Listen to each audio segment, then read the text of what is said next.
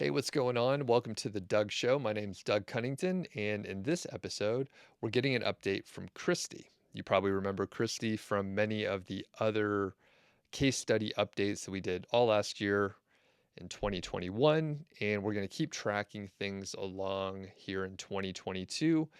Christy, how's it going today? Hey, it's going pretty well. How are you? Doing pretty awesome, and we are in early February right now, and we're going to do a quick little update for January and really set the stage for the year. When we were texting back and forth to set this up, you mentioned that you've been a little busy. You do these websites on the side for fun. And why don't you tell us why have you been busy? Yeah. So I have another company that I run, which got pretty busy in January. And at the same time, we'd mentioned last year that I got a copywriting contract as part of the affiliate site.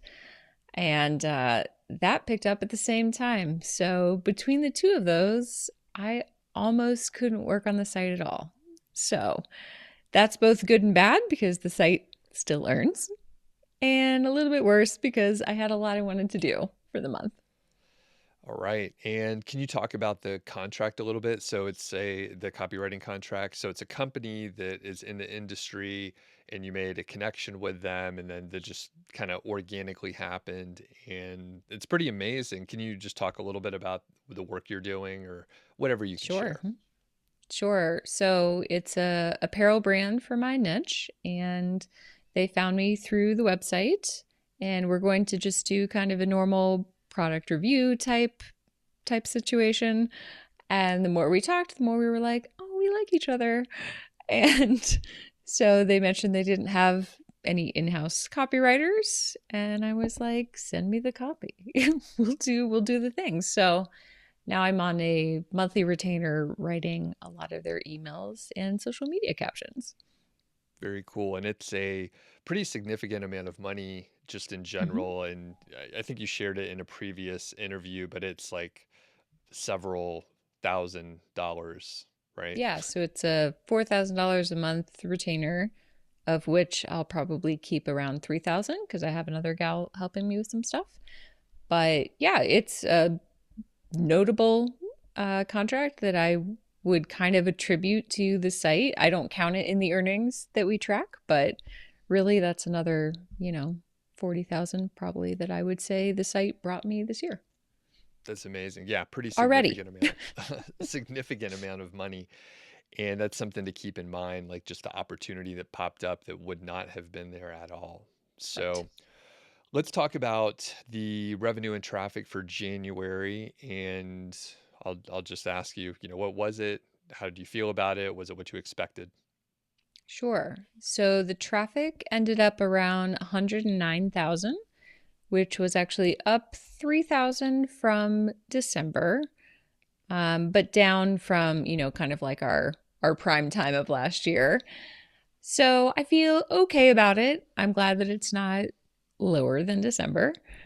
But that's a pretty standard amount. I'd like to be back up into the 120s sooner rather than later. But some of the things that we'll talk about today should get that done. And then earnings wise, I ended up at 4,900 for the month, which is obviously quite a bit down from our very peak last year, which was November at 9,000. However, it's also quite a bit up from January a year ago, that was 3,600. So, all things considered, it's good. It's not as good as where we'd been landing last year, but January is a weird month and we can talk about that. Sure. We, and I'm glad you mentioned the January earnings from last year. That's a great reference point. And what did you say? About 3,500, and now it's 36, yeah. okay. So that's pretty amazing. And did you earn anything from your digital products at all, the course or the ebooks? For this month, I earned about $45 from the digital guides. Okay. And with the courses, which we'll get into a little bit more, is there any, active promotion? Could someone purchase it right now if they wanted to? So they can purchase it anytime. However, we're only planning on doing like a quarterly re-release. And so that'll be at the end of the quarter. All right. Okay, so let's get into the overall plan for the year and what you envision for people that, well, it's only you and I that know the process behind this. So you actually put together a presentation last year as we were getting started. You did it again this year just to like set the stage and probably get some thoughts out of your head, things that you were wanting to do, and just write it down, get it into. I mean, you put it in a really nice presentation, so it's great to look through those. It's like it's like you're proposing like a business plan, like it's Right. that detailed. So, what did you have on the list, and then what did you distill it down to? Sure. So for this year, I've gotten it down to kind of a three-part approach to essentially doubling the site, which I don't say doubling the revenue and I don't say doubling the traffic. It's more this year doubling the amount of content. So the first part is the biggest, which is doubling the number of articles. So I want to do 400 new articles, ideally by the end of Q2, which feels ambitious, but is possible. So that's the biggest piece. And I have a couple other smaller categories of types of content I want to add, like another holiday sprint, for example, later in the year. So that's the biggest first piece is new content. Second piece will be improving existing content. So since I have about 400 articles already, how can I make those articles more lucrative? So that'll be working with you a lot. Hope you're excited to figure out which of those articles to focus on and then making a really concrete process that I will put those articles in through to improve them and hopefully get them ranking higher on page 1 or from page 2 to page 1. And then the third piece will be selling more of my own products. And the goal for me there is to have 10% of my revenue be from my own products versus affiliate or ads for the year. So that feels like a lofty goal as well, since I only plan to have the existing course that we have plus one new course and probably, I think, 4 guides. So that's a lofty goal, but then again, that's possible too. I have the whole year to figure out how to do it. So those are the 3 main pieces. So new content, improving existing, and then selling more of my own products. So that's the big picture plan for 2022. Perfect. And if you had to ballpark it, what percentage of your own products did you sell last year from a revenue perspective? So I think you made Oh, about way less. 75,000 last year. Yeah, way less. Okay. Oh, I don't even know. Like 2%, Probably. something like that. Because I Yeah, know I think it was November, you launched the course in a serious right. way and you brought in like $1,000, $1,100 or something.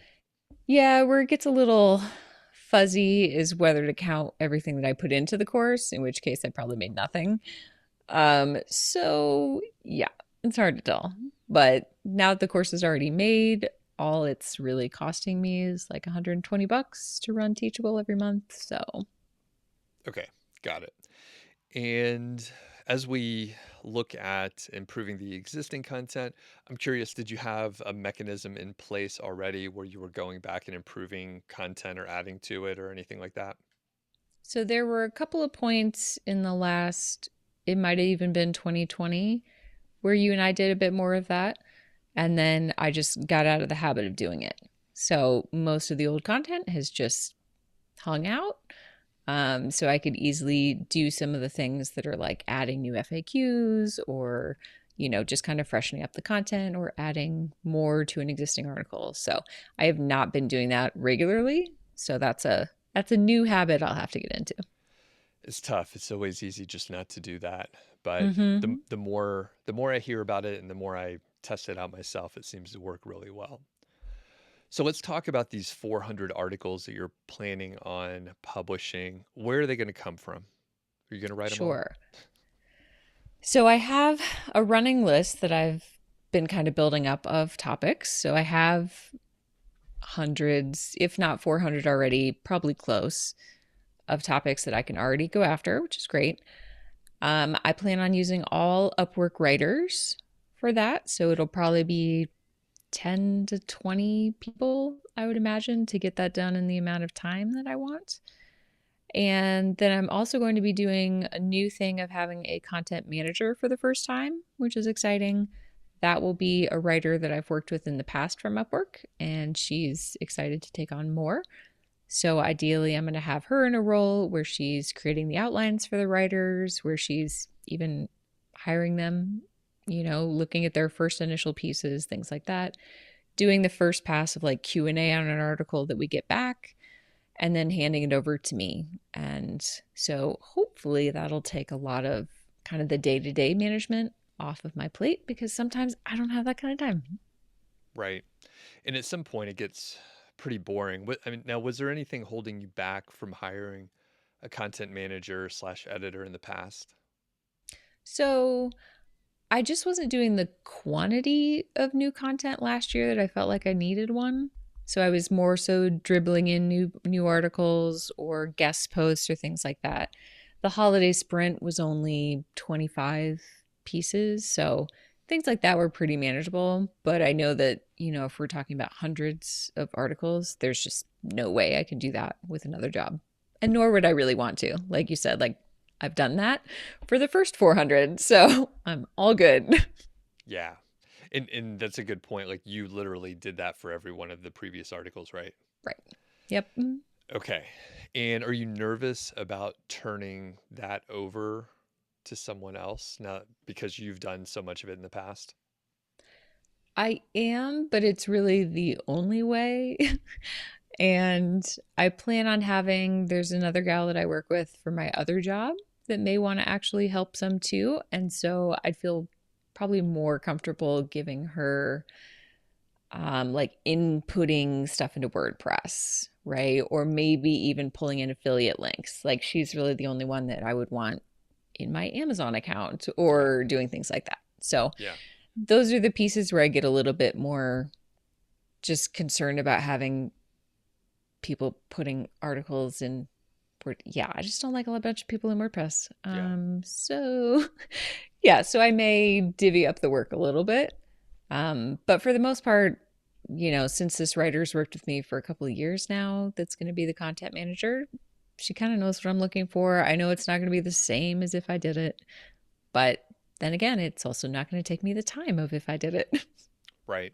And hopefully, I mean, in this specific case where you're training the person, probably like right off the bat, she won't do a better job than you, but people may be surprised how smart other folks are if you let them do Yep. stuff and just, they come up And with she's better just ideas.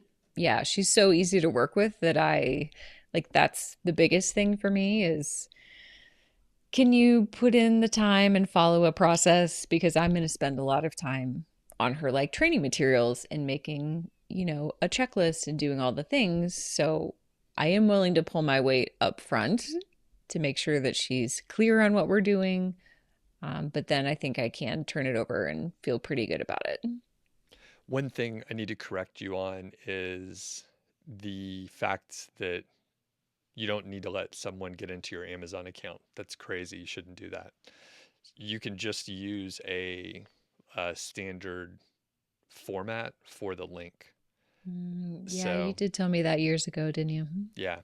So, and this is a misconception a lot of people have. They're like, well, I can't give access to this or that or whatever. There's a lot of pieces in place where you don't have to give access.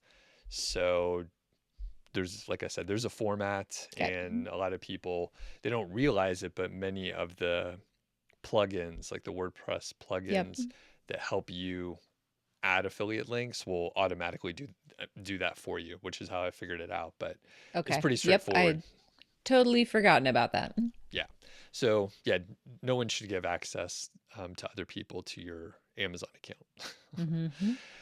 Okay, so hiring people, I think that's going to be pretty awesome. And then another thing that we talked about off the record before was the fact that in Upwork, you can give someone management access. So they can literally hire the team, manage the team, approve different pieces. I think there's different levels of Yes. authority that they might have, but essentially you could build an agency within Upwork, and Correct. it's pretty amazing. So you've played around with it a little bit already?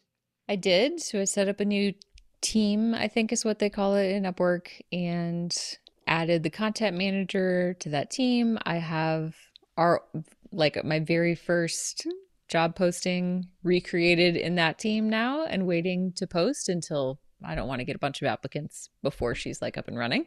But I have it in there sitting. And then I will say the different permissions were not quite as granular as I would have liked them to be. So it was kind of like, yes, you can pay everyone if you want to have someone hire people. Like I couldn't say, yes, hire people, but don't pay, or yes, run payments. It didn't give me like all of the different options I would have liked. Okay. So I may just have to deal with it being a little more or a little less access than I wanted. Okay. And that, yeah, I can imagine it would be nice to have a little more control in different places, but at least you know the constraints now and you'll have to be creative on the Yep. solution that you have. So, all right. Very cool.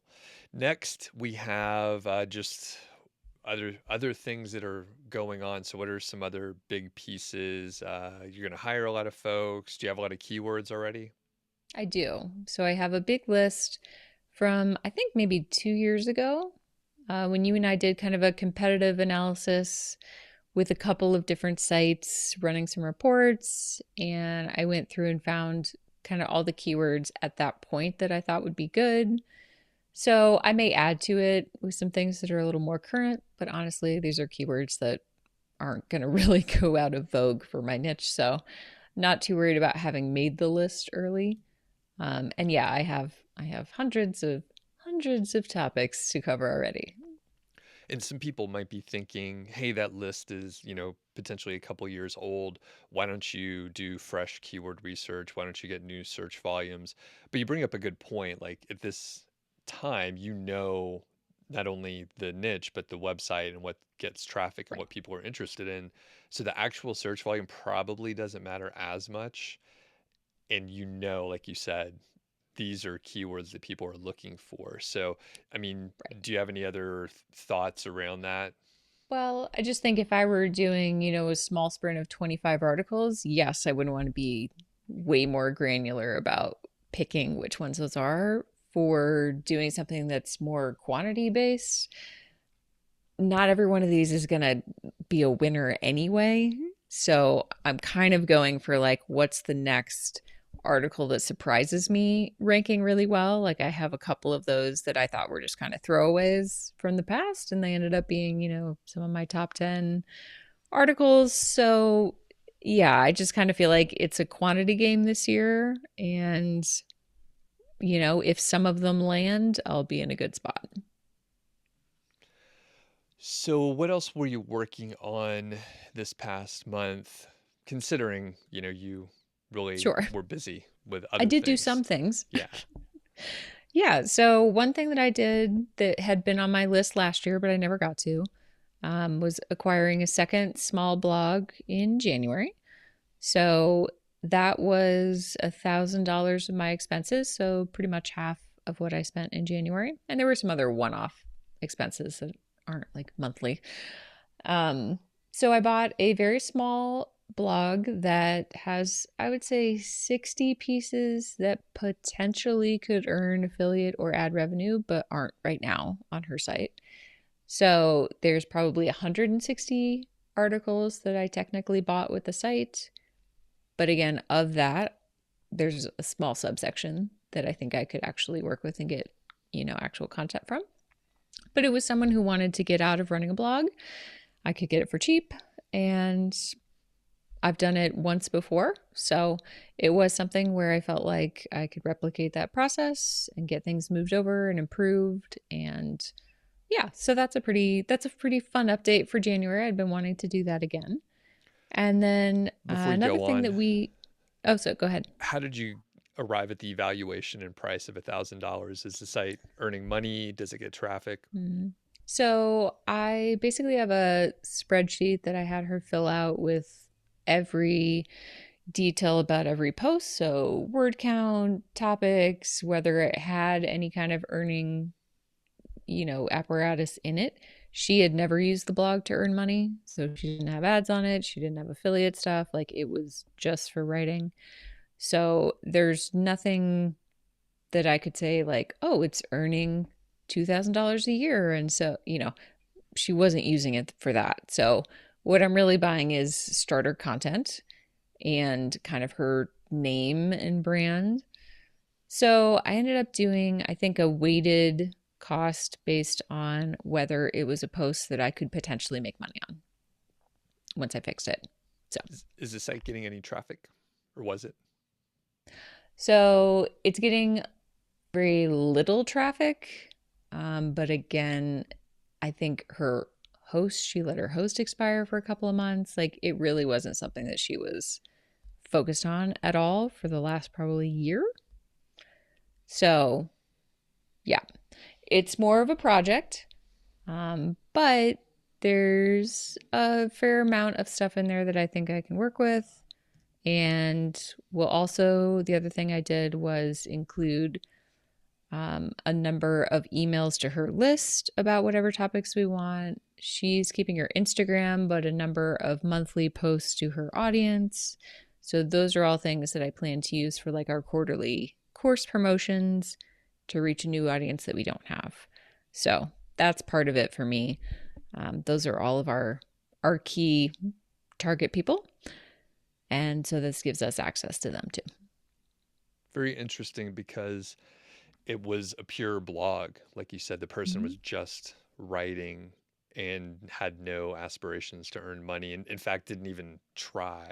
Yep. So I'm curious. This will be very interesting because it could be the case where you go move the content over, SEO it, and you actually can get traffic because your site has Right. backlinks, it has existing traffic, there's like all these great pieces already in place, and could be, a very strategic, very positive impact, like very quickly. Um, how long will it take you to migrate the content over to your site? Sure. So, what I plan to do is manually work on those 60 pieces that I think have the most potential. So, I think I've mentioned in the past, my dad edits for me. So, he's currently working through that list of 60 to do a first pass on just the content and getting it kind of cleaned up. And then for the remaining 100 or whatever articles, I'm going to have my developer move those over with some sort of magical developer exporter something. I don't know. Whatever. Not going to touch those.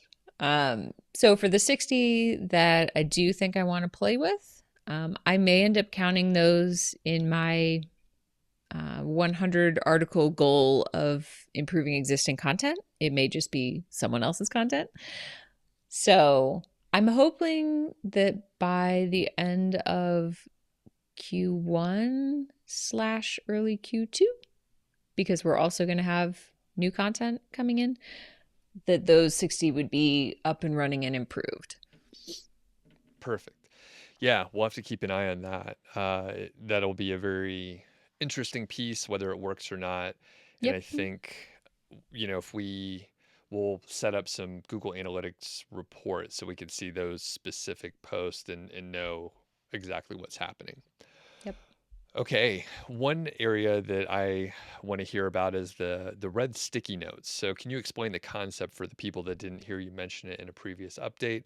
And Sure. then if you found any red sticky note items. Yeah, so red sticky notes for me, it's part of a process where I use literal sticky notes that are red, green, and yellow. And I put things that are going well on greens, one thing per note. I put things that are kind of okay, not great, on yellows. And then the reds are all the things that kind of make me want to die. They could be super small, right? The little like paper cut things, or they could be big things that aren't working.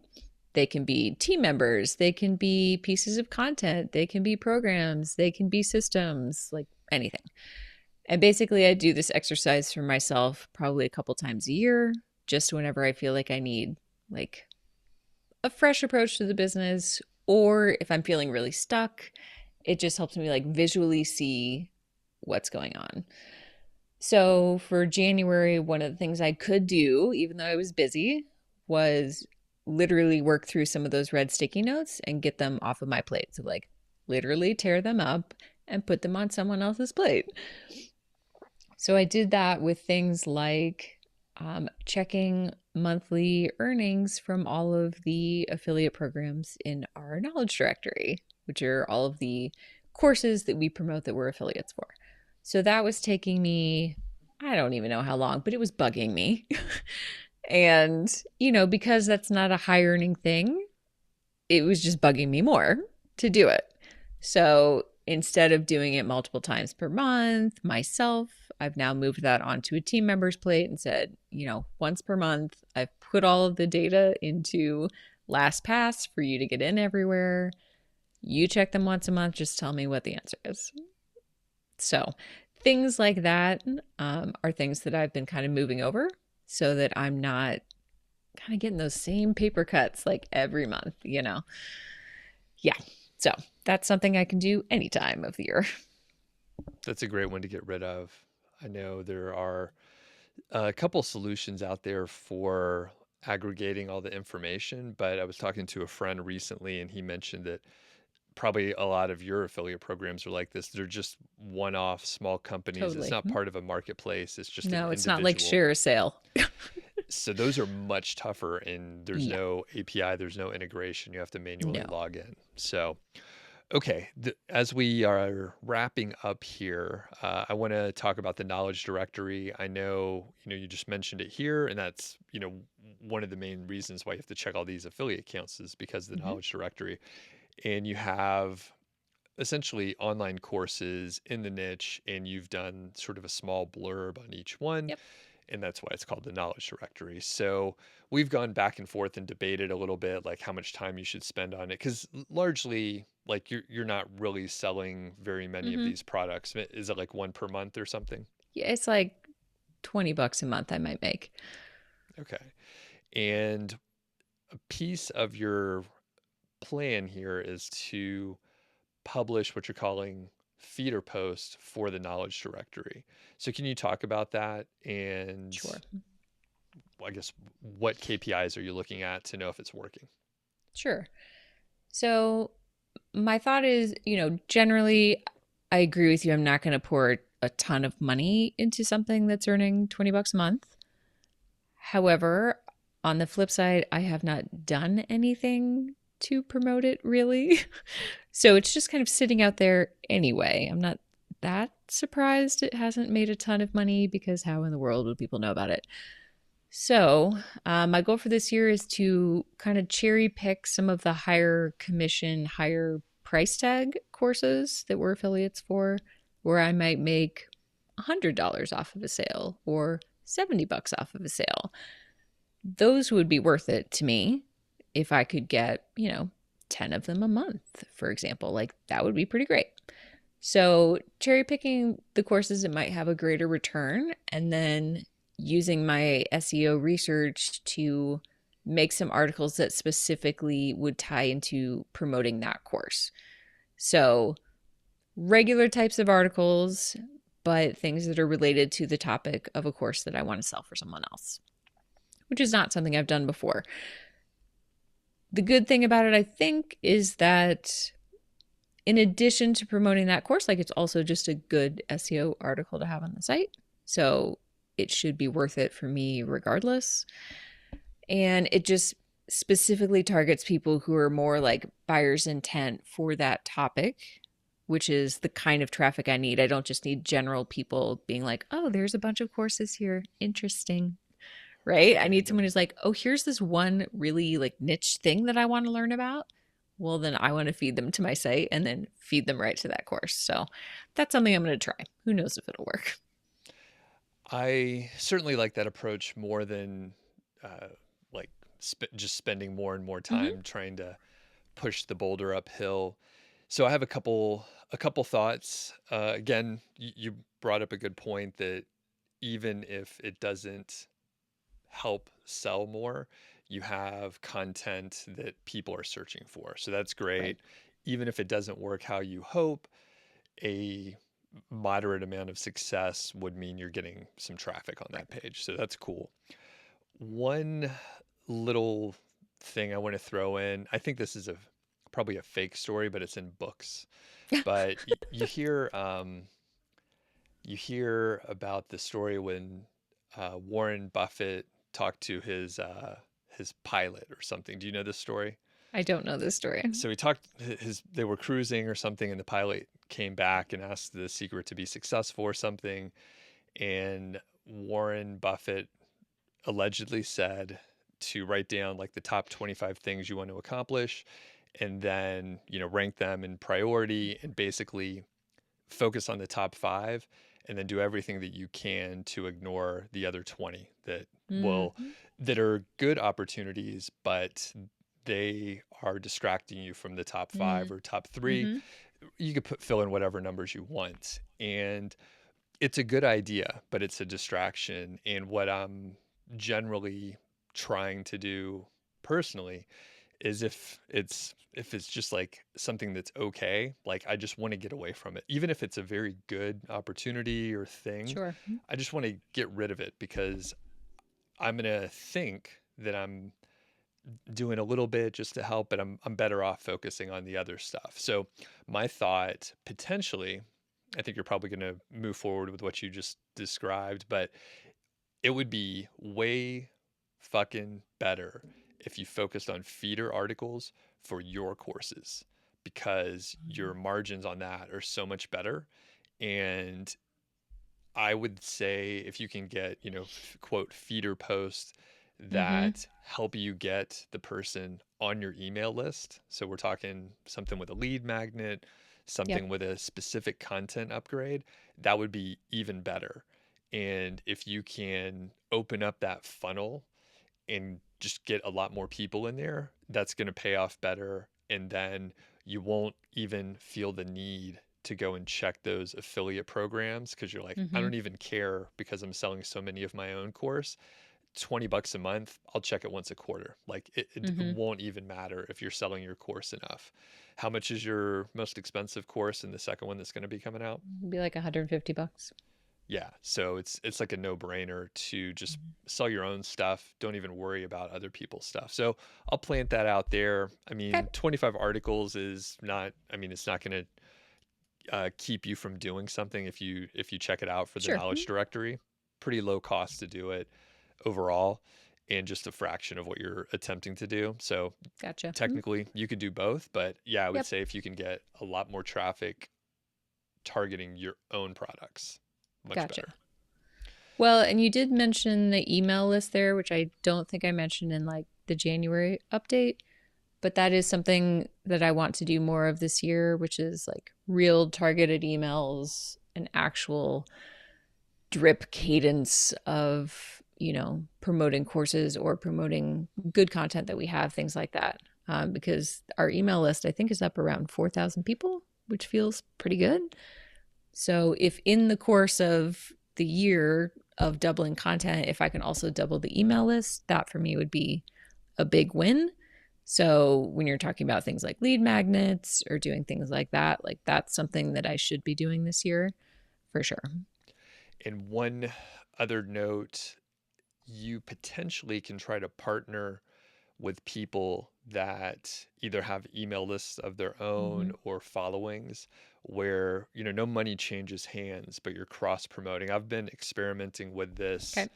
in a few areas, mainly for the Niche Site Project email list, where there's maybe my friends over at Niche Website Builders, they have a big Facebook group and an email list, and I have other pieces of different platforms. So we're like cross promoting and talking about each other, and it's helping both of us. And I'm testing it out with like random different people, and all usually not one of these things makes a huge difference, but like I can Mm-hmm. see over time, a few hundred more impressions over here and a few Yep. hundred over here, it definitely adds up over time. So that could be something, especially with the amount of Right. traffic that you get. I mean, you have an email list that is more valuable than someone probably with, 3 times as many Instagram followers, for Mm-hmm. example, because you can get in touch with them and the algorithm may Right. impact an Instagram account. So What are your thoughts on paid, like sponsored email for courses? Like, is that something I should look into doing? where you pay someone to promote Mm-hmm. your course, I would I would probably suggest you set it up as an affiliate situation. Mm-hmm. That's probably the easiest way to do it, but you potentially could put it up as a paid Okay. spot. But I usually find, and granted, I don't have a ton of experience, but I usually find like just a random ad for a product that's like $200. Like if it's presented as an ad and not as an Right. affiliate endorsement, it, people will see it as an ad, and they're, unless they really want it, Right. they're probably not going to go and try and figure out like what it's all about. They're like, ah. Yeah, I was thinking more like a dedicated email all about the course from that person. I The only way to know is to test it out. Mm-hmm. That I usually charge a lot for those because I hate sending a Mm-hmm. dedicated email, but your market is totally different, so you may Yeah. be able to do it for much cheaper. It's worth taking a look Yeah. at. Okay. I'm just trying to figure out, I guess, like how am I covering the $120 of Teachable a month that it costs me to even have a course out there? Like if I'm not covering that between the quarterly promotions, like it just feels kind of blah. Yeah, you basically have to send more emails out to sell it. So, Mm-hmm. I mean, you like quarterly is a good cadence, and assuming, and it depends on how much you grow your email list, and but basically, you sold what, like 10 Mm-hmm. seats last time. So if you just do that every time, like you should be good. Technically, it should grow as you're Mm-hmm. adding more people into your email list and potentially getting more traffic and trying to open up Yep. that funnel a little bit. Okay. Other than that, I mean, and I think, I mean, I love the email marketing piece of it. So I definitely like focus on that. So if I could just grow the email list, like, you can sell more. Mm-hmm. There's a lot of ways to like grow the email list. It can be faster, like I said, if you partner with people versus waiting for the organic SEO to Sure. kick in. That may, I mean, that's more consistent over time, but it may be, 4 months before you get the articles published and they start getting Mm-hmm. significant more traffic. Right. So, Okay. all right. Well, any parting thoughts before we wrap it up? I don't think so. I mean, I think this is definitely kind of a build year. So I don't know how different the earnings will be for the first couple of months. Like we'll just have to see. I put in the update like ads are terrible in January. That's just how it is. But um basically the site's just going to need to run itself while I'm busy making new content. So it's going to be what it's going to be. I'm not trying to do like a lot of precision work on the traffic or earnings right now. It just has to keep running while I'm doing all the other big stuff. So the benefit is it's made to do that. So it should be okay.